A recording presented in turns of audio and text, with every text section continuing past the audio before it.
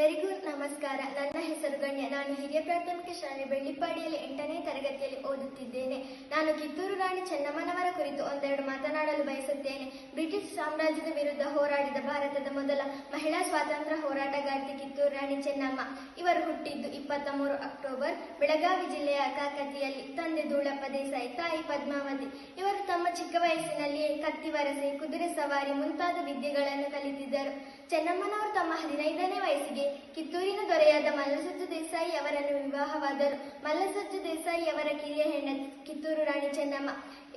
ವಿವಾಹವಾದ ಕೆಲವೇ ವರ್ಷಗಳಲ್ಲಿ ಇವರಿಗೆ ಒಂದು ಗಂಡು ಮಗು ಜನಿಸಿತು.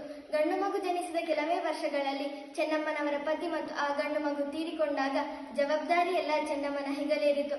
ಆದ್ದರಿಂದ ಚೆನ್ನಮ್ಮ 1824ರಲ್ಲಿ ದತ್ತುಪುತ್ರನಾಗಿ ಶಿವಲಿಂಗಪ್ಪನವರನ್ನು ಸ್ವೀಕರಿಸಿದರು. ಇವರಿಗೆ ರಾಜ್ಯದ ಪಟ್ಟವನ್ನು ಕಟ್ಟಿದರು. ಇದು ಬ್ರಿಟಿಷರೊಂದಿಗೆ ಯುದ್ಧಕ್ಕೆ ಕಾರಣವಾಯಿತು. ಏಕೆಂದರೆ ಬ್ರಿಟಿಷರ ಪ್ರಕಾರ ದತ್ತು ಮಕ್ಕಳಿಗೆ ಯಾವುದೇ ರೀತಿಯ ಹಕ್ಕಿರಲಿಲ್ಲ. ಆದ್ದರಿಂದ ಚೆನ್ನಮ್ಮ ಮತ್ತು ಸ್ಥಳೀಯರು ಬ್ರಿಟಿಷರೊಡನೆ ಹೋರಾಡಿದರು.